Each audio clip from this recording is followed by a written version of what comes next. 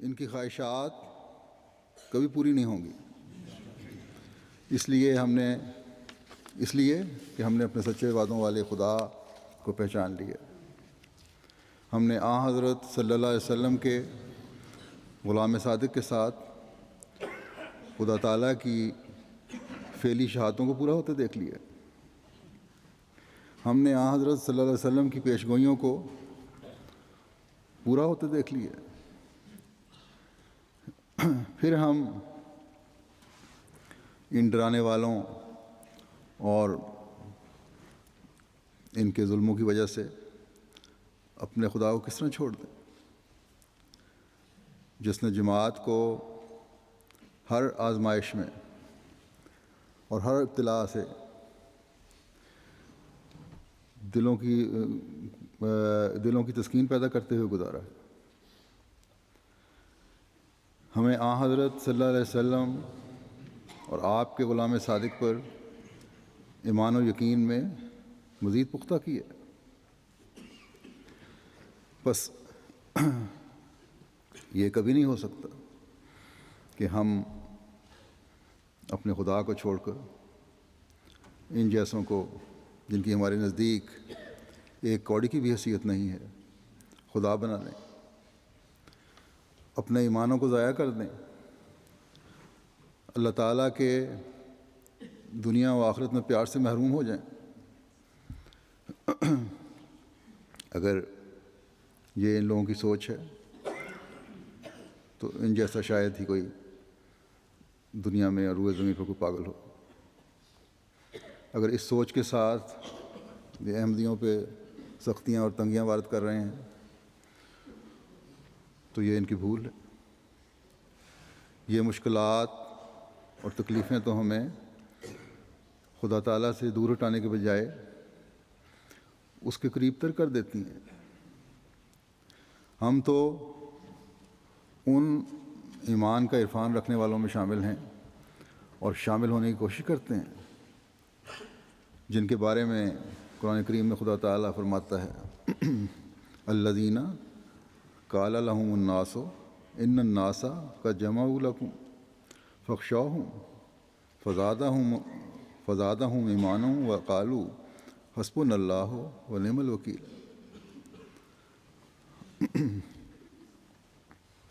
یہ وہ لوگ ہیں جنہیں دشمنوں نے کہا تھا کہ لوگ تمہارے خلاف جمع ہو گئے ہیں، اس لیے تم ان سے ڈرو۔ اس بات نے ان کے ایمان کو اور بھی بڑھا دیا، ان کو ایمان میں اور بھی مضبوط کر دیا، اور انہوں نے کہا ہمارے لیے اللہ کی ذات ہی کافی ہے، اور وہ کیا ہی اچھا کارساز ہے۔ بس دشمن کا جتھا، اس کا ایک ہونا ہمیں ایمان میں بڑھاتا ہے۔ اس بات سے تو حضرت صلی اللہ علیہ وسلم کی پیشگوئی پوری ہوتے ہم دیکھتے ہیں، اس پر یقین مزید قائم ہوتا ہے کہ اللہ تعالیٰ کی تائید یافتہ جماعت کے مقابلے میں تمام دوسرے گروہ اور فرقے ایک ہو جائیں گے مسیح موعود کے زمانے میں، اور وہ ہو گئے۔ اور جب یہ ایک ہوں گے، جس طرح ماضی میں انبیاء کی جماعتوں کے ساتھ ایک ہوتے رہے، تو اللہ والے اس یار میں ڈوب جاتے ہیں، اس کی پناہ میں جا کر یہ اعلان کرتے ہیں کہ حسبنا اللہ، اللہ ہمیں کافی ہے، ہمیں اور کسی پناہ گاہ کی ضرورت نہیں۔ ہم صرف اور صرف اپنے خدا کی پناہ میں آتے ہیں جو حسیب ہے، جو ہمارے دشمنوں کو سزا دینے کے لیے کافی ہے، جو دشمنوں سے بدلہ لینے کے لیے کافی ہے، اور نہ صرف یہ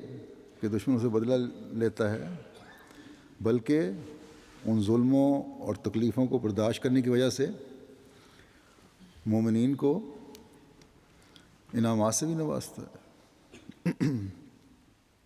بس یہاں اللہ تعالیٰ کے حسیب ہونے کے معنی ہر پہلو کا احاطہ کیے ہوئے ہیں۔ اور کیوں اللہ تعالیٰ مومنین کے لیے ہر لحاظ سے کافی نہ ہو؟ وہ بہترین کارساز ہے. اس سے زیادہ اور کون ہے جو اپنے بندوں کے معاملات کو سمجھ سکتا ہے؟ جب بندہ مکمل طور پر اس کے آگے جھکتے ہوئے اس کے سامنے اپنے تمام معاملات رکھ کر اس پر انحصار کرتا ہے، تو پھر جہاں وہ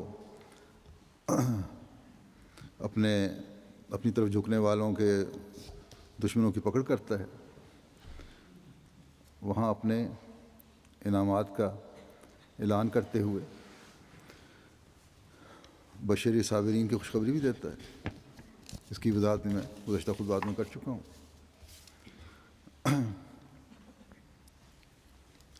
اور پھر یار میں نہاں ہونے والے جو سب تکلیفوں کو جو خدا تعالیٰ کے حکم پر عمل کرنے کی وجہ سے انہیں دی جاتی ہیں اور وہ خدا تعالیٰ کی رضا کی خاطر انہیں برداشت کرتے ہیں، اللہ تعالیٰ فرماتا ہے کہ اولئک علیہم صلوات من ربہم ورحمۃ واولئک هم المہتدون. یہی وہ لوگ ہیں جن پر ان کے رب کی طرف سے برکتیں نازل ہوتی ہیں اور رحمت بھی، اور یہی لوگ ہدایت یافتہ ہیں. بس جو تمام تر تکالیف میں، تمام تر مشکلات میں، ہر قسم کی ذہنی اذیتوں سے گزرنے کے باوجود خدا تعالیٰ کا دامن نہیں چھوڑتے، بلکہ پہلے سے بڑھ کر اس میں نہاں ہونے کی کوشش کرتے ہیں، اس میں ڈوبنے کی کوشش کرتے ہیں، اس سے چمٹنے کی کوشش کرتے ہیں، ان لوگوں کو اللہ تعالیٰ فرماتا ہے تمہیں روحانی بلندیاں بھی ملیں گی اور مادی اور دنیاوی انعامات بھی ملیں گے. اور ان لوگوں کو یہ سند بھی اللہ تعالیٰ دیتا ہے کہ تم ہی ہدایت پر ہو. اب مخالفین احمدیت لاکھ کہیں کہ دیکھو تمہارے بارے میں ہم سب ایک ہیں، اور یہ ایک فیصلہ کیا ہے تمہیں اسلام سے خارج کرنے کا، اور یہ ظاہر کرتا ہے کہ ہم حق پر ہیں. لیکن اللہ تعالیٰ فرماتا ہے کہ ابتلاؤں اور آزمائشوں میں جب مومن میری طرف جھکتے ہیں اور میری خاطر تکالیف برداشت کرتے ہیں، جتھوں کے مقابلے پر اپنے ایمان کی حفاظت کرتے ہیں، اور انا للہ و انا الیہ راجعون کہہ کر خاموش ہو جاتے ہیں ہر تکلیف پر، ہر مصیبت پر، ہر ابتلا پر، تو یہی ہدایت یافتہ ہیں. مخالفین کا ایک ہونا انہیں ہدایت یافتہ ثابت نہیں کرتا، بلکہ جیسا کہ حضرت صلی اللہ علیہ وسلم نے فرمایا تھا حدیث کہ ایک زمانے میں، مسیح موت کے زمانے میں، تمام فرقے ایک ہو جائیں گے اور ایک ہی فرقہ ہوگا جو ہدایت پر قائم ہوگا. بس یہ تو دلیل ان کے خلاف جاتی ہے.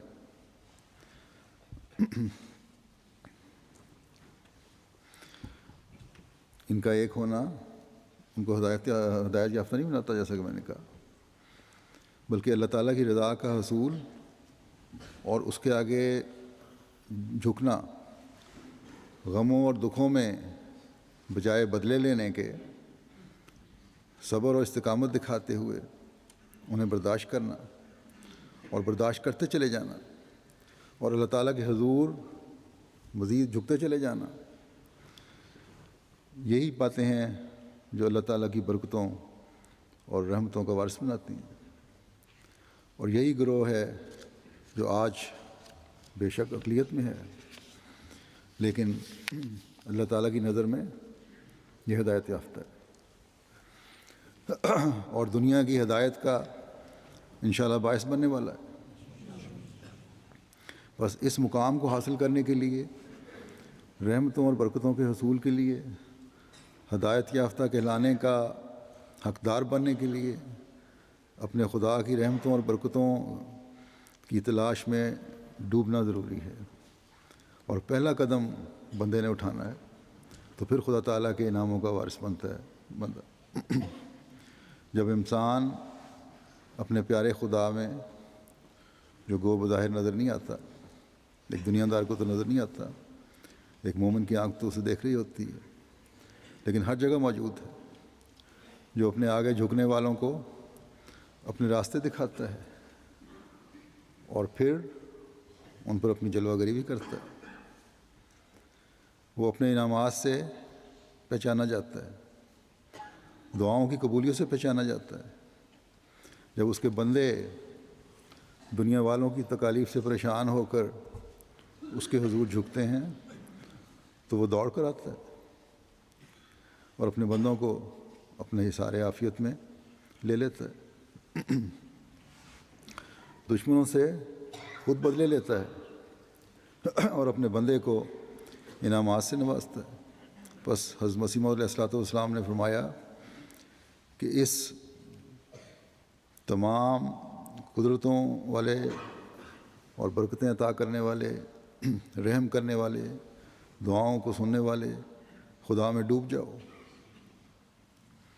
اس کی پناہ میں آنے کی کوشش کرو،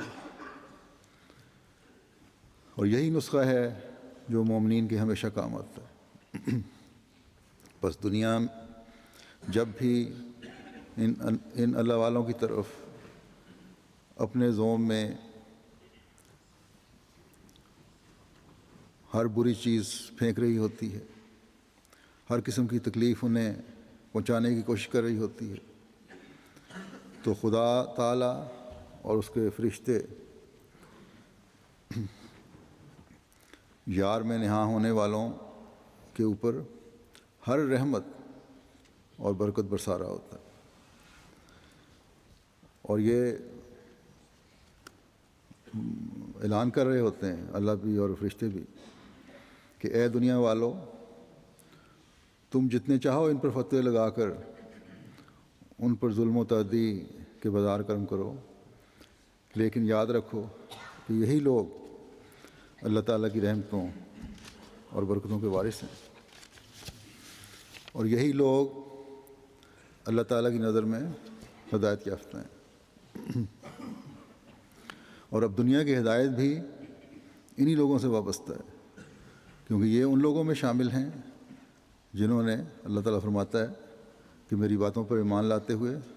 زمانے کے امام کو مانا۔ بس میں ان تمام احمدیوں سے کہتا ہوں جو آج کل مختلف قسم کی تکالیف کے دور سے گزر رہے ہیں، جو مجھے خط لکھتے ہیں اور مخالفین کی کمینی حرکات سے بچنے کے لیے دعا کے لیے کہتے ہیں، کہ اپنی دعاؤں میں وہ بھی مزید توجہ پیدا کریں۔